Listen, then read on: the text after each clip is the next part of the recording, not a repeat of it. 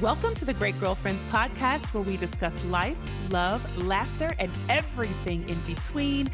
I'm your host, Sybil Amuti, and I can't wait for you to hear all of the Great Girlfriend magic on today's show. So without further ado, grab something great to drink, grab your pen and your paper, and get ready for this week's episode. Enjoy! Happy Wednesday, Great Girlfriends! Welcome back to the Great Girlfriends podcast. I am so happy to be here with you. No matter where you are, I hope you're having a fantastic day. I am having what I consider just an excellent day because I'm out in the middle of the ocean recording live from a cruise ship on the Tom Joyner 2024 Fantastic Voyage Cruise.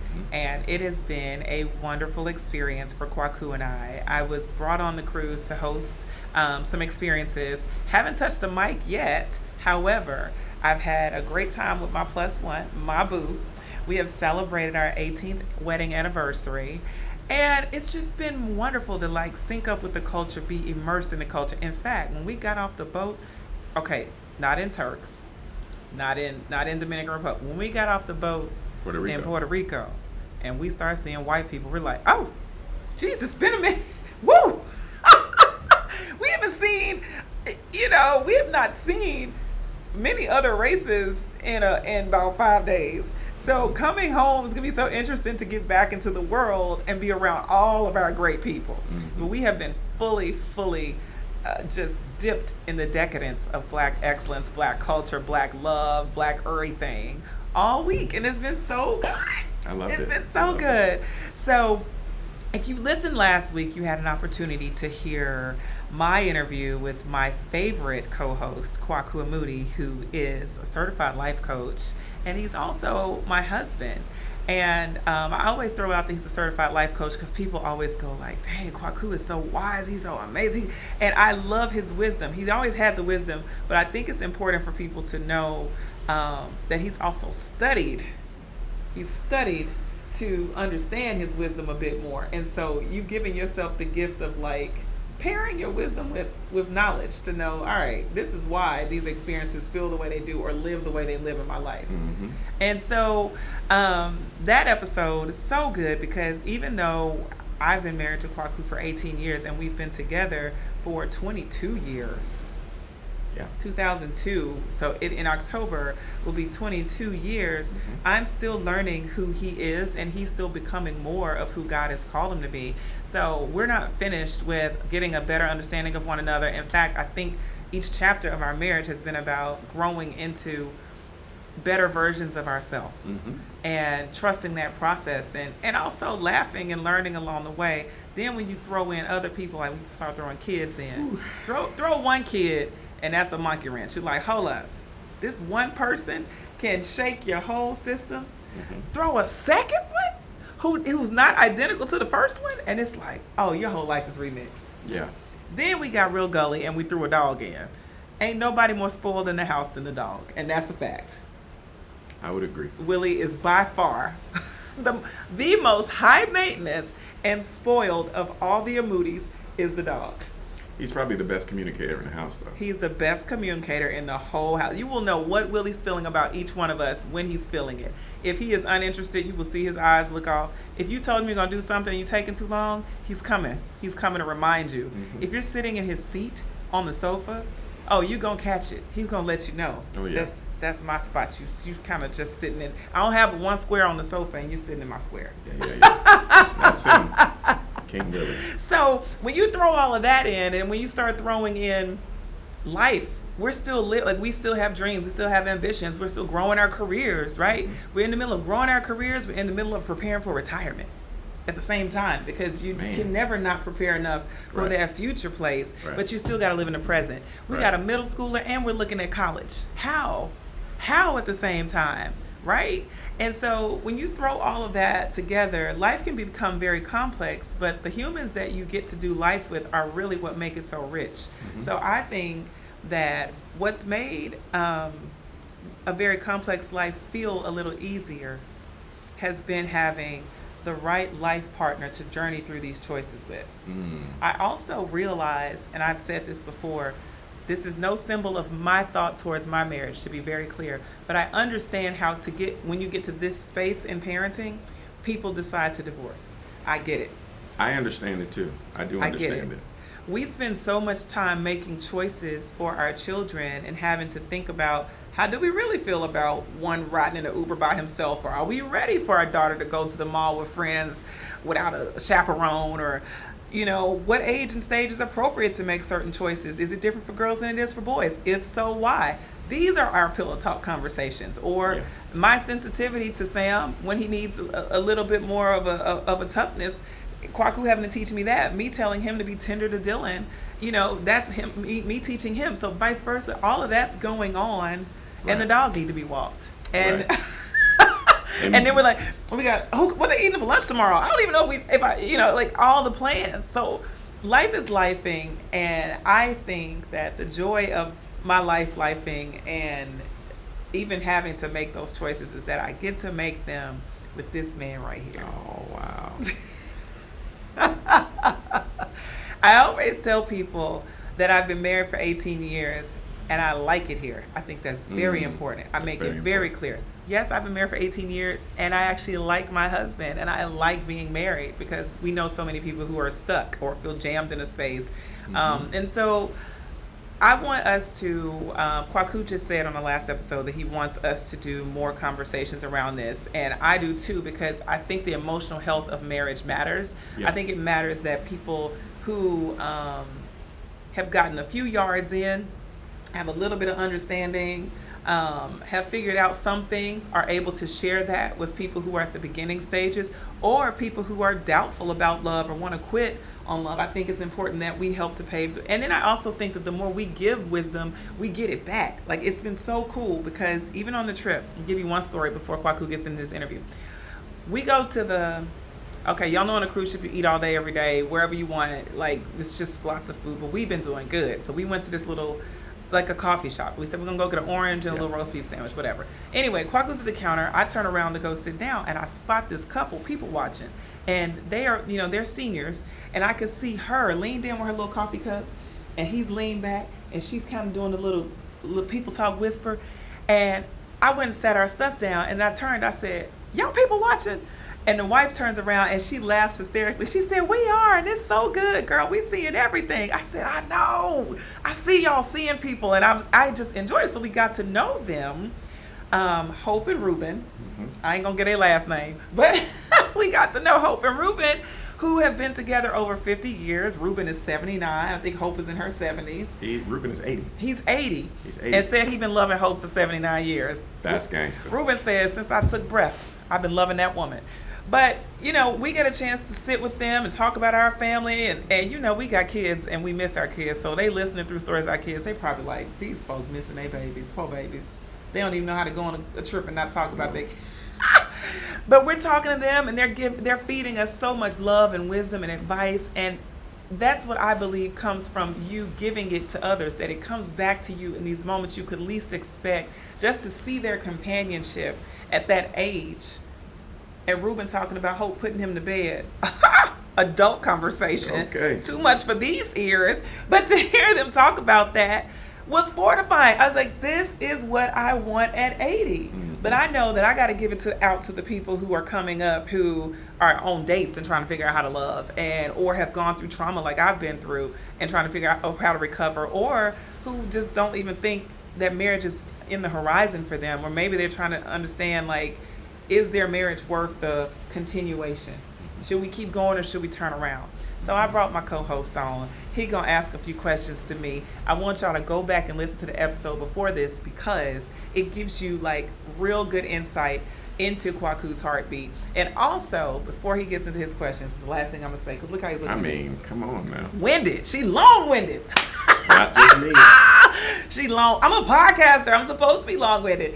But when you get a chance to go to Black Love's page on YouTube and check out our conversation. We actually had a couple episodes on Black Love with other couples. One with Heather and Cornelius Lindsay, another one with Coriel and her husband, and they were so good. It just gives you a little more insight and just kind of a little more, exposure into how we see love, how we met, things that matter to us, etc. So Go ahead, Kwaku.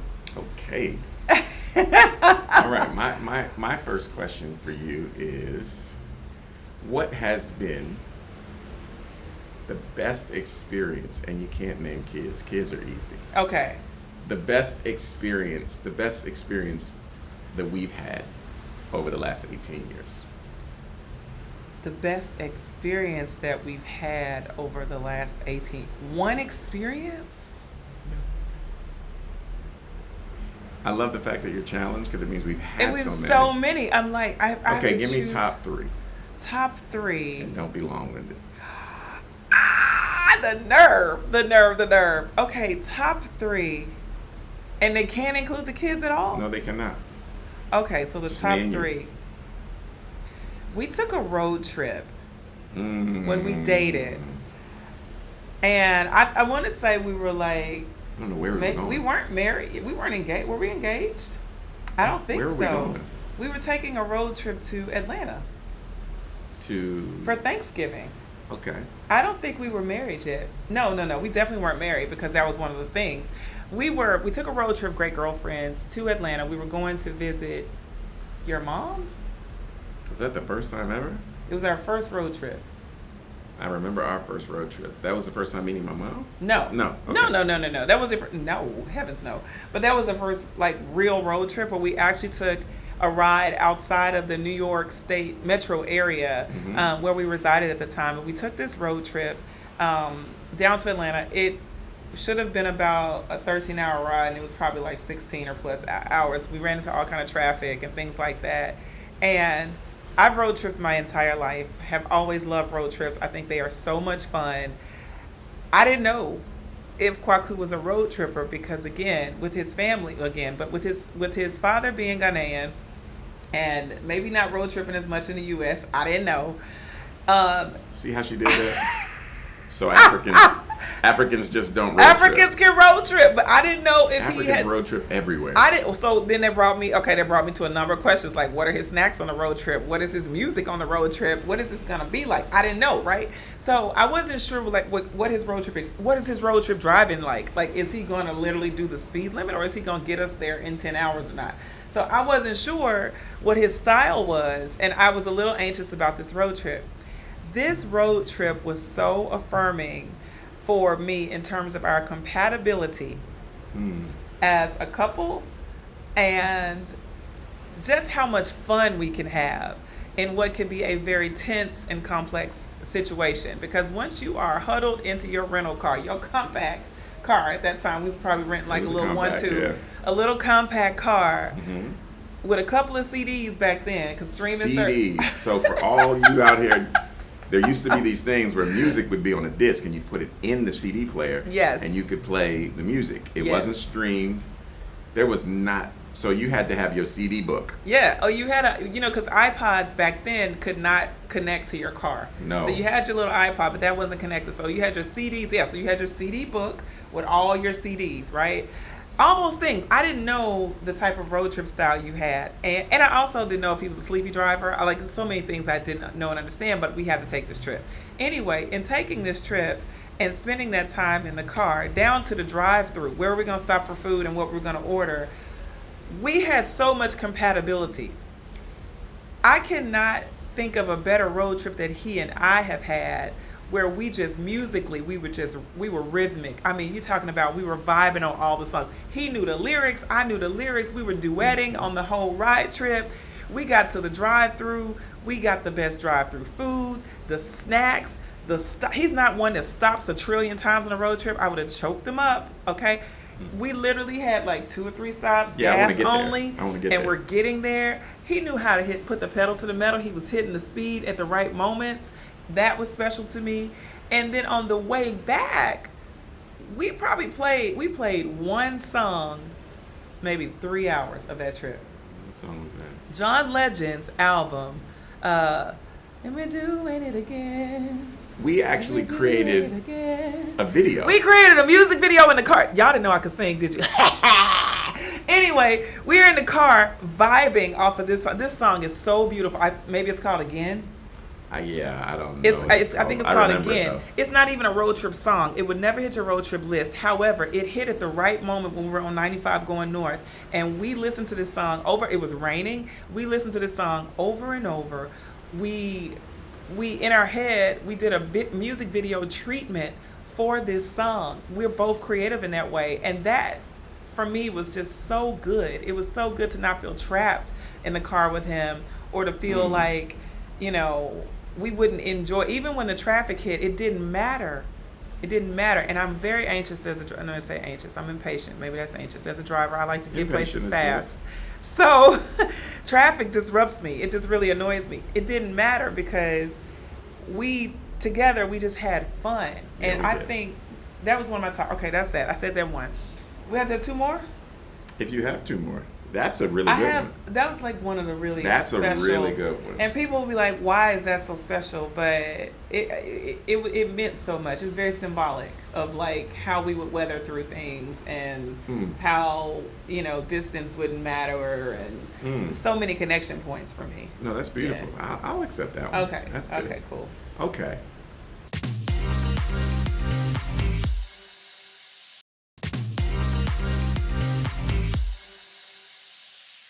Now, what has been the most, I'll use your word from last time.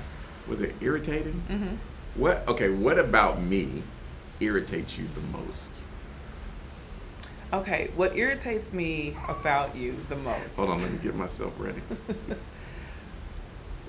There is no one more genius as a creative than you. Oh boy. I have watched him design, redesign, revamp, build algorithms, create systems, you know, take 3 words and visually graph something that is just simply beautiful. I've seen him do album covers. I've seen him do, you know, websites. I've seen him do billboards, sports teams. I've seen this man's creative direction influence and shape the minds and stories of so many people and brands. What irritates me the most about him is his lack of confidence in how great he is as a designer. I feel that he shortchanges himself sometimes. And it irritates me to see something so beautiful, like the quality of your work, sometimes get auctioned off to a low bidder.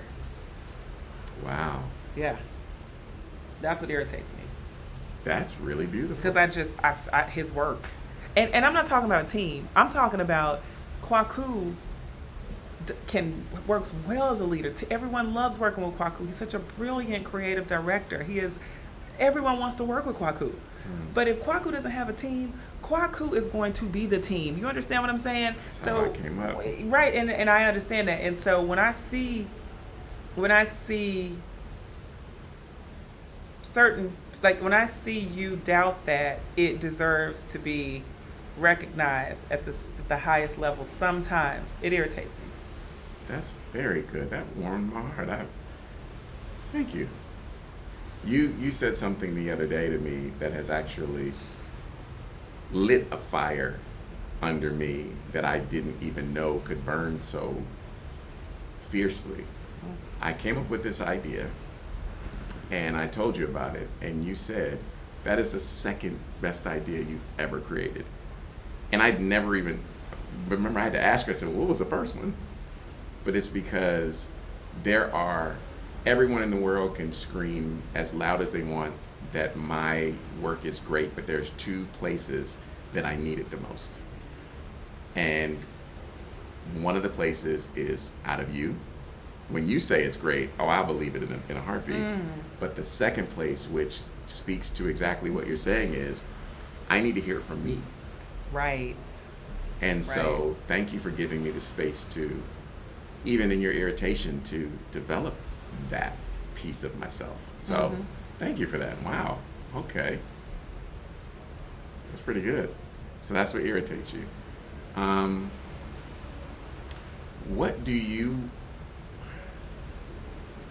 do you want more of from me? What do I want more of from you? The answer could be nothing because you're getting everything you want. That's perfectly fine. I don't think anybody I'm would greedy. be upset about that. I'm greedy. No, no. What do I want more of from you? One thing. One thing Mm-hmm. that I want more of. I want to see you outside more. I knew that one was coming. I want to see you connecting with people more. Mhm. I want to see you networking. Oh, not networking. I don't believe in networking, but I want to see you optimizing your relationships more. Okay. That's what you want to see more of in our marriage. No, that's what I want more of from you. In Okay. our marriage? Okay. So the next one's our marriage. In our marriage? Because we're talking about love. We're talking about marriage. Okay, We're talking okay. about our 18 years. Adventures. Oh boy. Well, no, but listen. Okay, I got a I love adventures. slight pat on the back for myself this time. You may not have noticed it, but once we hit Puerto Rico, I was ready to go.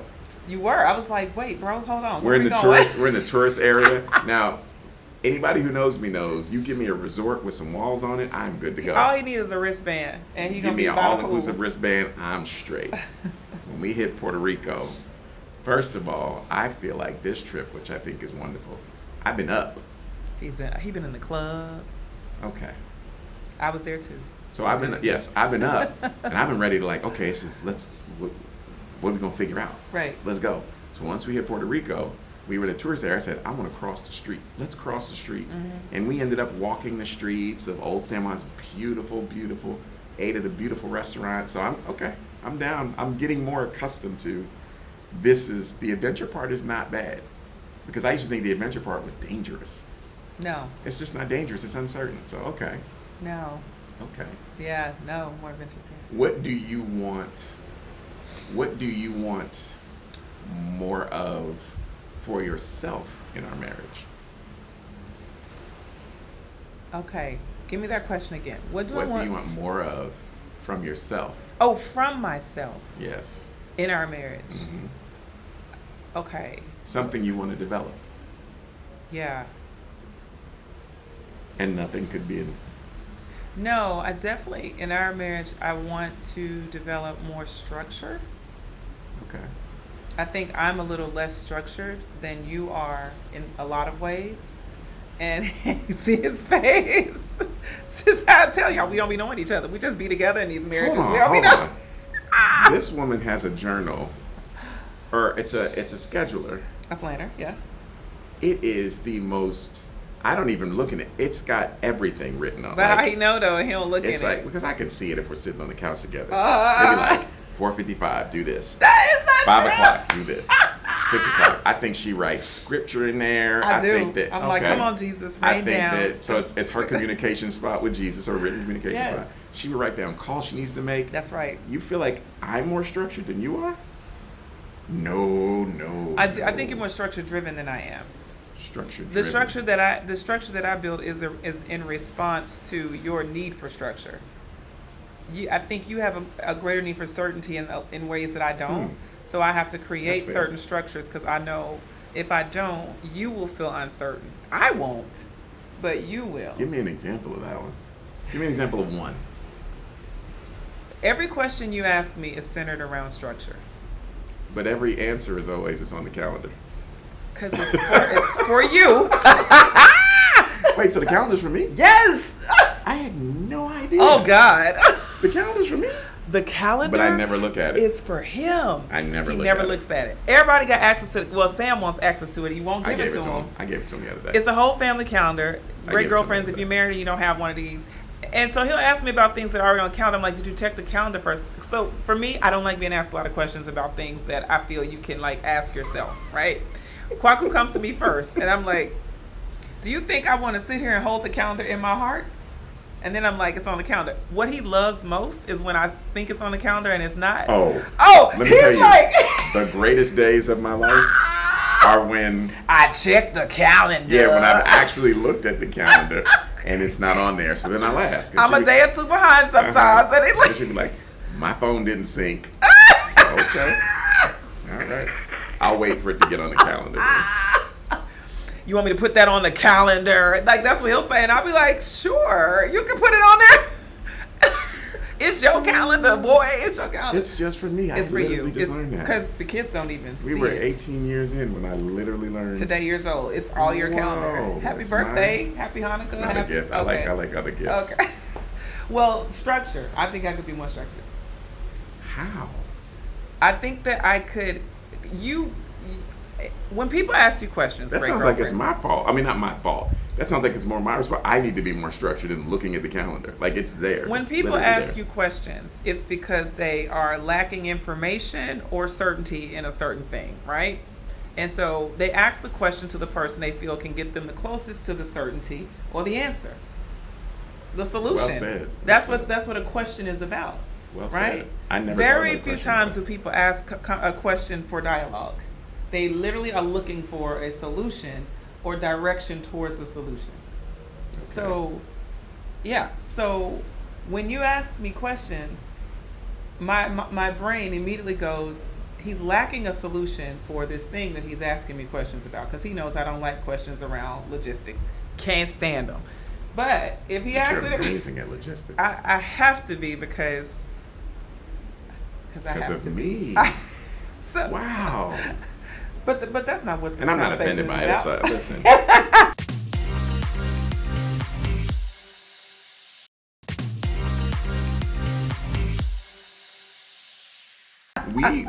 we're at a space, and we've always been at this place with our relationship. And again, correct me if I'm wrong. Where I think it takes a lot for us to get offended with each other, like a whole lot. Like, we were taking a walk the other day, and she told me she was irritated with me about something, I was so irritated.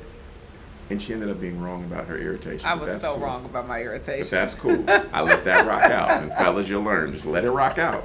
God is. I apologize. You really did, and it was I so did. fun. Just a nut. But hearing these things is really revelatory. But in revelation, you can actually choose how you want to process it. Right. So hearing that for me, just so you guys all know, hearing that for me wasn't like, oh, why? No, it's literally like, oh, well, thank you for that. That's awesome. How do I figure out a way to relieve some of that, knowing that administrative stuff is not where you want to sit? Ever, never. Yeah, so so for me it's this. There's two paths I can take. One, I can either get offended and start thinking about me, or I can start thinking of ways that I can be better to the whole situation. Start Well, what's looking at the calendar. interesting is Kwaku likes to design systems. Love to design systems. I do, but I don't love to design. I don't Okay, look I at the just calendar. want to throw that out in the light. So I actually like to design maps. That's a system. No, yes, but it's different from a Google chart or a calendar. I like to design maps and ecosystems, right? Which is a little bit different from you. You like designing with algorithms. You like putting chemistry and Oh, calculus. I love it. I don't do all that. I like to take point A to point B like that. I like that. Yes. So we have very different ways of designing or desires when we design. So, but you like to design ecosystem, and you like to design systems. And a household management is like it is very similarly a system. And a map at the So same time. I'm responding to the need for the system. All right, next question. Sorry. It's fine. Okay. Let's go. So we did. What was the best? What was the best time? Yeah. Give me one of the worst. The worst times in our marriage. Yeah, and if you come up with this one faster than the other one, it's going to tell me something. When my father passed. Yep. Absolutely. 2020. Okay, now why? Expand on it. For me, that was such a huge part. Being a daddy's girl, Huge, that is. always having my father, always knowing that he would be there, always knowing that. Never in my mind thinking he would pass, knowing that death happens, but truly never thinking that my father would pass. It's just, I don't know, it was just some kind of world I was living in. I was not living in reality. So when he passed, in 2020. It was non-COVID related. My father passed from Parkinson's disease, or complications related to Parkinson's, to be clear. And the world was upside down, and everyone had needs. Everyone had more needs than they could supply, right? There was not enough supply for the amount of emotional need, mental need, physical, spiritual. It's just a very needy time. And my father passed in the middle of that time. I felt very insufficient and incapable of being my best self. I kept feeling like my best self wasn't good enough for the times. Even though it had to be, because God placed us there in that together. I never felt like my best self was good enough. I also, in that time frame, recognized how much my father was my plan B. If Kwaku don't know how to do it, I'm going to call my daddy. Daddy, how do we do D? Daddy, you remember you taught me that thing? All right, remind me, how do I change a tire? Or like, how do I teach Sam this? Or all these things. I always knew that I could call him and he could reinforce whatever that manhood thing was that I needed. So when he passed, I didn't realize how much he was a foundation and you were like a carpet on the foundation. Now that's not good. That's not good. But it is just a reality that I always had that underneath me or underneath us. It was an insurance. It was like, my dad's gonna always be there. If Kwaku don't know how to lay brick, daddy's gonna come from somewhere. I need to know how to lay brick. Because you never know. You might need to lay brick. You might need to build a patio. You might need to like go to Lowe's and get a special nail. I don't know that stuff. But my daddy would always have that. And so when my father passed, I had so many questions about, well, who's gonna do this? What if this? Like, it felt like, what if Earth shatters and my father's not here? That's literally what it felt like. Earth felt like it was shattering. And then it was that, and it was also, that was the biggest thing for me, was that I realized even in, it says 2020, that was 14 years in, even then I was still leaning in as a daughter being a wife. Like I was being a wife that is a daughter. Right. And I was leaning into that because I always in the back of my mind had my father to come help you if you ever had a need as a husband. So how did you say that again? I was leaning in. Oh, wow. Fireworks. I guess that's the Holy Spirit saying amen to that revelation. That's an amen to what you said. You were being a what? I was leaning in as a daughter being a wife. Like I leaned into my daughtership. So you were a daughter who was a wife. Yeah. That's very, yeah. So I didn't know that until he passed. I didn't know that. And I also didn't know that I had room to trust you more. I thought I trusted you to the utmost. I was like, oh, I trust this man. Boop. No, there's room to trust him more. If you think that your father knows nails more than him, there's room to trust him more. If you think that your father will lay better brick for you than this man will, then you know what I mean? All these things that you think your father had higher competency at that are now lacking, there's room to trust him more. I didn't know that. I wouldn't have known that. When your father passed, I learned a very, like almost an invisible, unspoken lesson. And I understood at that point why he said I could marry you. It wasn't for what I knew, it was for what I was willing to do to figure it out. Okay. Because I was a northern guy. Right. For all intents and purposes, I didn't know how to fish. I really didn't. Yeah. I didn't know a lot of the things that maybe he thought, you know what I mean, that were fundamental central in his and world. fundamental in his world. Yeah. But I realized that day in me, he saw something. He saw a small intangible thing that said, if they're in trouble, he's going to figure it out. And he's right. He was right. Yeah. Got reinforced. That got reinforced in 2020. I also, the hardest part was, I thought in 2020 I was making a choice between my marriage and my father, because we got to a period, great girlfriends, in during COVID, well, throughout COVID, where if you were traveling from the East Coast, West, I mean, anywhere, you like had the bubonic plague and nobody wanted you there and they wouldn't let you in and things like that. Well, I was coming from New Jersey going back and forth to Memphis to visit my father. And it got to the point where he got moved to hospice and they were closing the facility. They found out that I was coming from Jersey. They were like, you cannot come. And I was like, there's no way my father is going to be taking his last breath in Tennessee and I'm stuck here in New Jersey. So when it came time to make that choice, and it seemed like this was the choice, we're going to go to Memphis, to be with my father during this transition. And Kwaku wasn't ready for that choice. And I was like, in my head, the former cusser in me, may she never rise again. may she never. But the former cusser in me was so upset with him. I was so let down by his delayed decision. And I thought that we had reached this point in our marriage, we were at a sufficient space enough to know that when this moment came, there was one choice. Well, there were two. And Kwaku was choosing the second choice, which was to stay in Jersey. This is not the time for balloons. Quick time. He was making the second choice. I felt he should have made the first choice, and I was very let down by him as a husband, as a man. That's right. And I didn't have words because I was like, I am emotionally spent. I don't have words, but I'm pretty sure he's reading this body language. And then I was like, I think it's very selfish to draw emotional attention to choice number two, like to create a space for that when there's so much emotional attention that has to be pointed in this direction. So I felt like that was selfish. This is just my opinion, great girlfriends, and I'm being honest. Mm-hmm. So I was like, do I even want to be with a person who would think that way? The answer is absolutely yes, I want to be with Kwaku, undoubtedly. Like I do. Look how he's looking at me. I did want to be.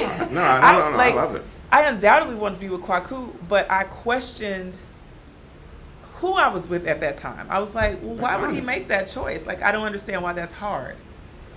That for me was a hard time in our marriage. Yeah. It was a very tough time because, as many of you know, people were literally like dying left and right. Absolutely.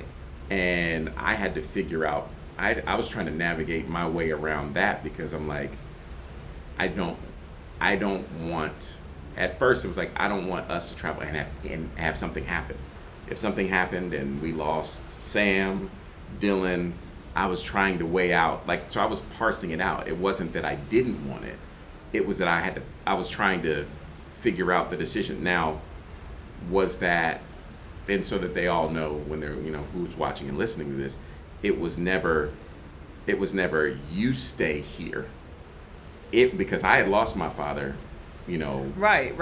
I lost my father, and the last words he and I said to each other was, I love you.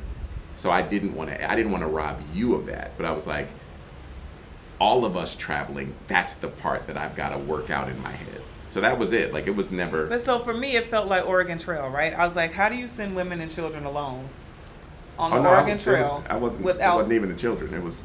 Oh, you was gonna leave. I was saying. You see how this? You go. Boy, this is an expose right here. You was going to leave my kids with you. Look how that became my kids. I know. Wow. See how women do that? Like all of a sudden. It's gonna take my kids. Oh, well, that's good to know. Because for me, I was like, I knew the level of emotion that you have to have in that moment. Because I was like, you need to be 100, and right, wrong, or indifferent, and it was wrong. But I was like, you need to be fully dedicated to this pursuit right now because you don't know how much time is left. So what I'm going to do is I'm going to, in my noble, not necessary way, I'm going to take on full responsibility. Me and the kid, we're going to be fine. There was no way. But I want you to be able. I know. We hadn't talked about any of that, great girlfriends, to know there was no way I was going to leave the kids behind because the kids, I feel everyone would need to have an opportunity to, spend those last days. What you don't know, up to speed, he ended up coming a week after we arrived in Memphis. My father transitioned, and I got to be there with my father during his transition. The kids did not get to see him, unfortunately, during that time frame. But they did. We did go. They did Father's see him Day. Before on Father's Day. So but that was a hard time, and I'm sorry to hijack that question that way. But no, that wasn't a hijack. That was Yeah, that was a very hard time. And I think that in that, what I love about this the most is that people need to see and understand that relationships have moments. Yeah. And what I think hurts people's relationships so much is they're not prepared for the moment. Right. They prepare for all the wins. They never prepare for the loss. Right. Because they think, one of my main questions when I talk to people who are in new relationships is, have you fought yet? And that's normally met with, oh, that's preposterous, we're never going to fight. I'll see you again. Yeah, because tuned. life is life. Yeah. So there's no way that you're going to share the level of intimacy that you share with a person and not disagree at times at the highest altitude. Like, it's going to be you're going to have that. Yeah. And the recovery is the power of how you love one another. Yeah. Yeah. Yeah. So, yeah. Turbulence hits different the higher you go. Absolutely. Okay. So last question. Okay. What do you want your legacy of love to be? Okay. So I believe in a 5 sensory experience, like at all times. Okay.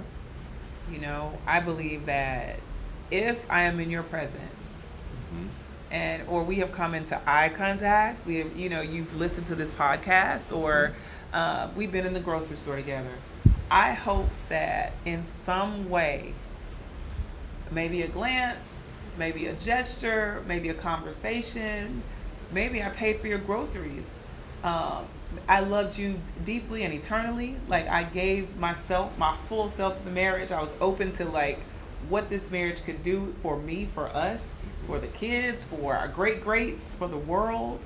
I hope that contact has taught you or reinforced God in your life. I really, truly do. I hope that you love God more because you met me. And I hope that you appreciate, I'm about to cry, but I really hope that you appreciate His grace and His mercy because I in some way reminded you that God is good. You know what I mean? And so I recognize, even as a mother, oh my God, would I not want to give the kids the absolute world? Like, everything they want, they would just want to say yes. Yes, of course you can, of course, get those Balenciagas. Of course we're going here next year. Of course, all the things. Anything they want, we want to give them that yes, but then we be God. So I know that the importance of the no's is so that we can point them towards hope in God, that is the one who supplies everything they need, right? Even in our relationship, when we have like rugged times where we're like, Negro, please, you really on my nerves right now. I don't have those. Okay.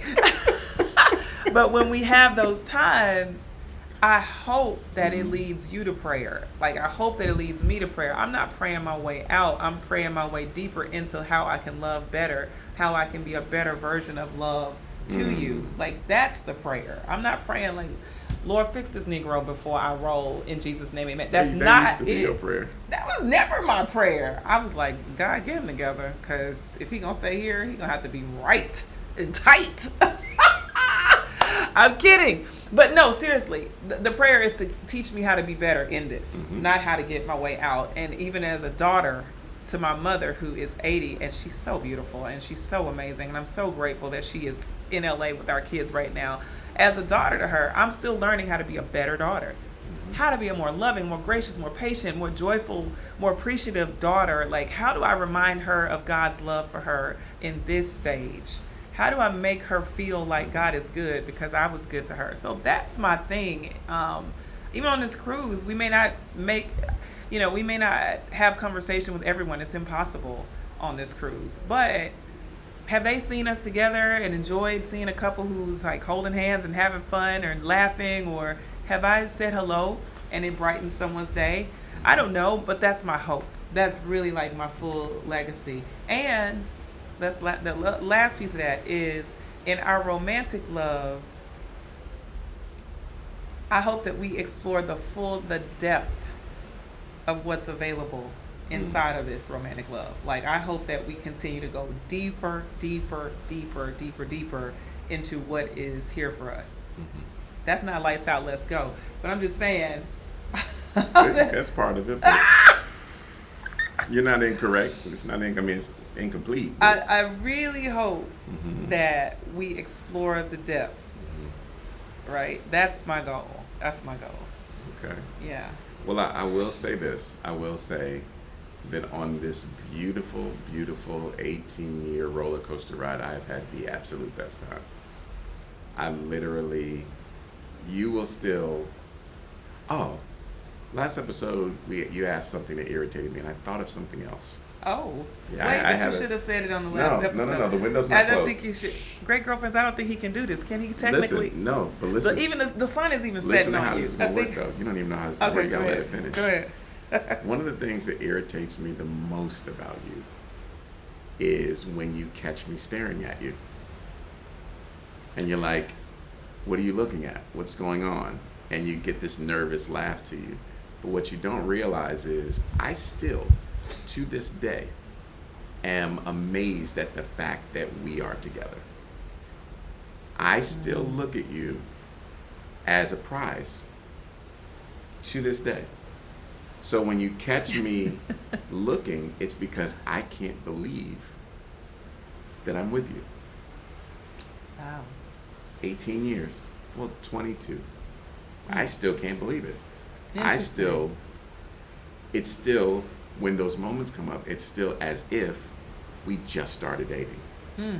So, and it might feel uncomfortable to you, but you have to, I really wish that in that depth of our love thing that you're saying, that you come to realize that I don't take many moments with you for granted. I don't. That is so sweet. I appreciate that. No, listen. Oh, I love you. I love him.